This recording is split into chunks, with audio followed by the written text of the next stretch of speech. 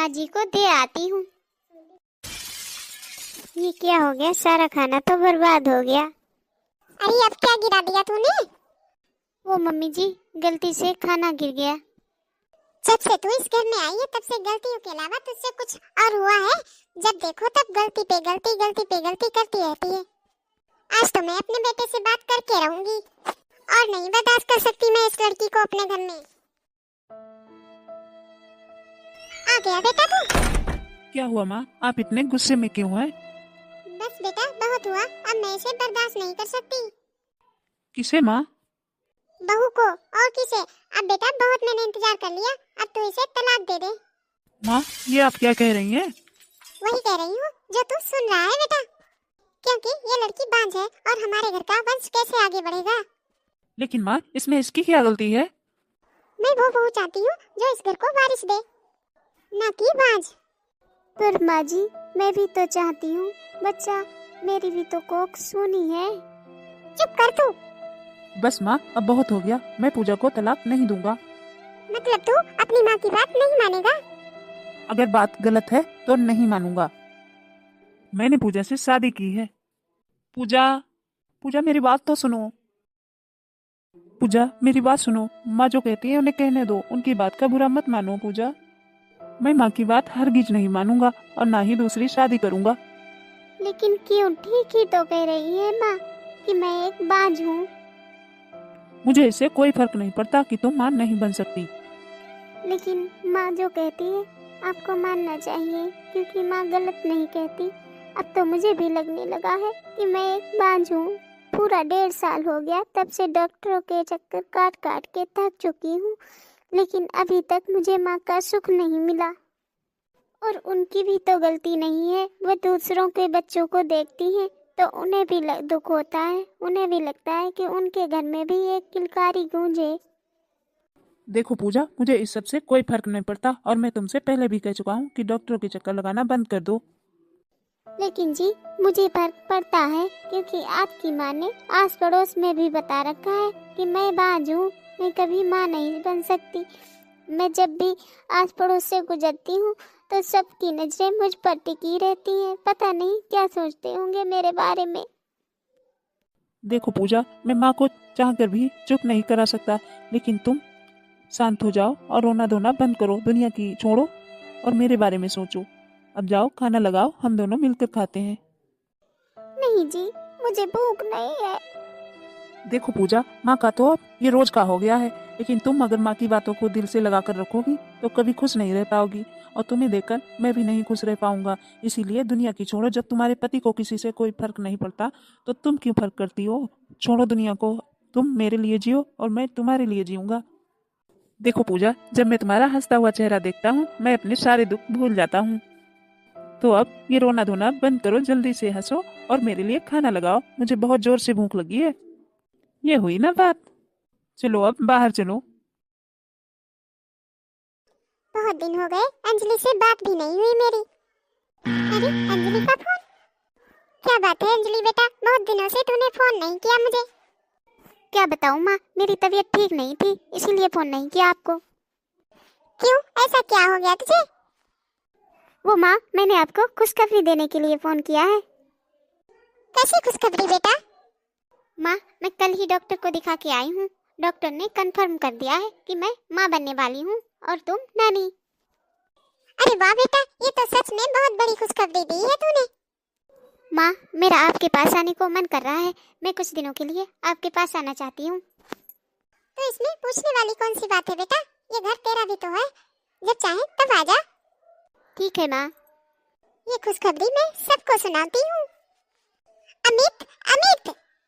क्या हुआ माँ, आप बहुत खुश लग रही हैं। अमित बेटा, पूरे मोहल्ले में मिठाइयाँ बंटवा दो। लेकिन क्यों माँ, ऐसा क्या हो गया? बेटा अभी अभी मुझे अंजलि का फोन आया था, तुम मामा बनने वाले हो। क्या माँ, ये तो सच में बहुत बड़ी खुशखबरी है। मैं अभी पूजा को सुना के आता हूँ। इसकी तो मैं परछाई भी नहीं पड़ने दूंगी अपनी बेटी पर। इसका काला साया मैं अपनी बेटी के बच्चे पर बिल्कुल भी नहीं पड़ने दूंगी। किसी भी वक्त मेरी बेटी आती होगी। माँ जी, कितनी बेसब्री से अंजलि दीदी का इंतजार कर रही हैं। तू जा यहाँ से और जाकर अंजलि के कमरे की सफाई कर दे। बिल्कुल भी धूल मिट्टी नहीं रहनी चाहिए उसके कमरे में। और उसके लिए कुछ खाने को भी बना दे। पूरा खाना देसी घी में बनना चाहिए अंजलि का। जी माँ जी। लगता है अंजलि आ गई। आजा बेटा आजा, मैं तेरा ही इंतजार कर रही थी।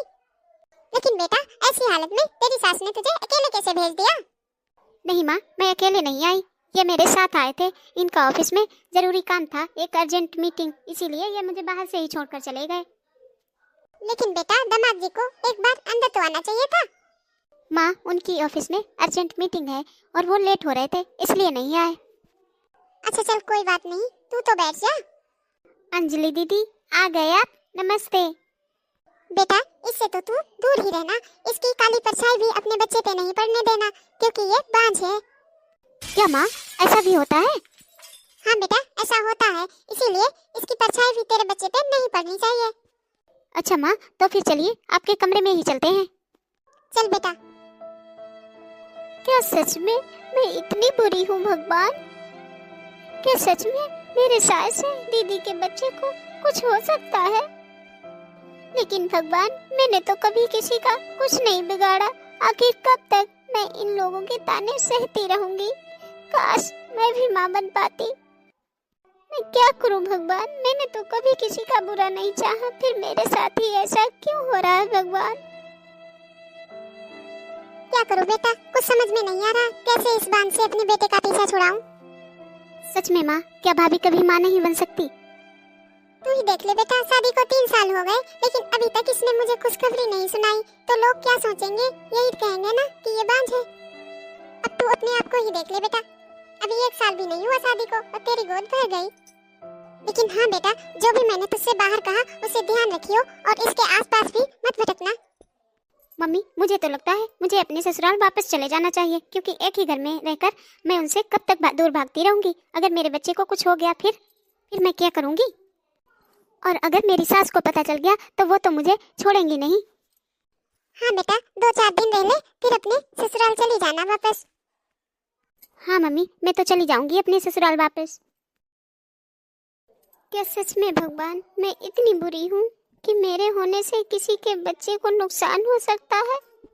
दीदी के बच्चा होने की खुशी जितनी माँ जी को है उतनी मुझे भी है, लेकिन वो लोग ऐसा क्यों कह रहे हैं कि मेरा साया भी दीदी के बच्चे को नुकसान पहुंचा सकता है?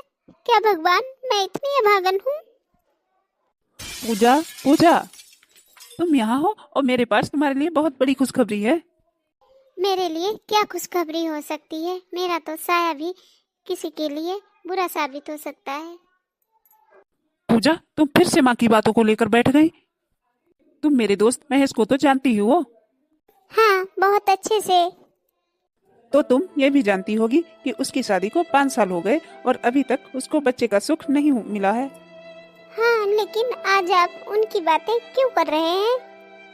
क्योंकि उन्होंने एक बच्चे को गोद लिया है और हाँ, अगर तुम्हारे लिए बच्चा जरूरी होता है तो हम भी एक बच्चे को गोद ले लेते हैं।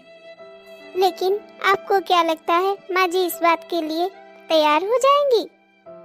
क्यों नहीं तैयार होंगी? आखिर इसमें हर्ज ही क्या है? सोचो, माँ जी को क्या चाहिए? इस घर में बच्चे की किलकारी। तो हम एक अनाथ बच्चे को गोद ले लेंगे तो उन्हें बच्चे की सुख प्राप्त हो जाएगा और बच्चे को माँ बाप का। तुम दोनों का दिमाग खराब हो गया है क्या? क्यों माँ, क्या हो गया? तू क्या कह रहा है कि अनाथ आश्रम से बच्चा लेकर आएगा? तो माँ, इसमें हर्ज ही क्या है? तू क्या कह रहा है? इसमें बुराई क्या है? तो इसमें अच्छाई क्या है? हम ऐसे कैसे किसी के खून को भी अपना लेंगे? मुझे घर में वो बच्चा चाहिए जो अपना हो, अपने खून का। माँ, ये क्या तुम फालतू की बात कर रही हो? इसका खून, उसका खून, इसका खून, उसका खून। अरे क्या आपका खून लाल है और दूसरे का सफेद? देख अमित, मैं एक बार तुझे बात साफ साफ बता देती हूँ कि इस घर में अनाथ आश्रम से कोई बच्चा नहीं आएगा। अगर आया तो मैं ये घर छोड़कर चली जाऊंगी। और दूसरी बात, तू दूसरी शादी क्यों नहीं कर लेता? जब तेरी पत्नी बांझ है, मां नहीं बन सकती, तो तू इसे छोड़ क्यों नहीं देता? अरे एक से एक लड़कियों की लाइन लगी है तेरे लिए, तू दूसरी शादी क्यों नहीं कर लेता? देखो माँ, मैं आज आपको साफ साफ बता दे रहा हूँ, मैं दूसरी शादी नहीं करूँगा। मैं पूजा को नहीं छोड़ूंगा, मैं पूजा के साथ ही रहूंगा। देख बेटा, मैं तेरे भलाई के लिए कह रही हूँ। रहने दो माँ, आप मेरी भलाई मत सोचो, मुझे मेरे हाल पे छोड़ दो। देख बेटा, एक दिन तू बहुत पछताएगा। जो होगा देखा जाएगा। पता पता नहीं इस लड़की ने कौन सा जादू कर दिया है तुझ पे। माँ, आप ये कैसी बातें कर रही हैं? देखिए जी, आपकी माँ सही कह रही है, आप मुझे छोड़ दीजिए। पूजा, अब तुम भी शुरू हो गई। मैंने कितनी बार कहा है मैं तुम्हें नहीं छोड़ूंगा। और पूजा, दोबारा ऐसी बात मत करना। मैं तुम्हें समझाऊं या माँ को? और मैं भी तुझसे एक बात साफ साफ कह देता हूँ, मैं दूसरी शादी नहीं करूंगा, मतलब नहीं करूंगा। मुझे बहुत जोर से भूख लगी है, किचन में कुछ खाने को देख लेती हूँ। दीदी, आपको कुछ चाहिए? पूजा। भाभी, मुझे साइड दे दीजिए, मुझे बाहर जाना है। अंजलि, ये तू कैसी बात कर रही है अपनी भाभी से? क्योंकि भैया, माँ ने बोला है कि ये कभी माँ नहीं बन सकती और इनका पूरा साया मेरे बच्चे पर बुरा असर डालेगा। बहन, मुझे तुझसे ये उम्मीद नहीं थी। माँ का तो फिर भी समझ में आता है, क्योंकि वो पुराने ख्यालों की है, लेकिन तू तू तो आज के जमाने की पढ़ी लिखी लड़की है, फिर भी तू ऐसी बातें कर रही है। भैया, ये बात मायने नहीं रखती कि मैं पढ़ी लिखी हूँ या नहीं, लेकिन हाँ, जब बात अपने बच्चे की आती है तो कोई भी माँ बड़े बुजुर्गों की बातों पे भरोसा करती है। इसीलिए भैया, मैं अपनी बच्चे पर भाभी का काला साया नहीं पड़ने दे सकती, क्योंकि मैं नहीं चाहती इनके बुरे प्रभाव से मेरे बच्चे को कोई भी नुकसान हो। अगर आपको मेरी बात बुरी लगी हो तो मुझे माफ कर दीजिएगा भैया।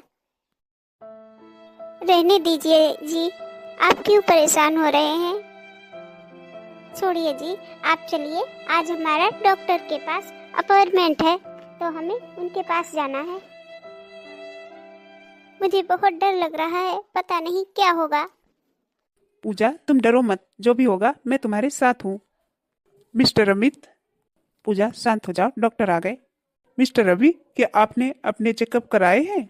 नहीं, सिर्फ पूजा के कराए हैं। तो ठीक है, आपके भी सारे चेकअप होंगे और उसके बाद 3 दिन बाद रिपोर्ट मिलेगी। ठीक है।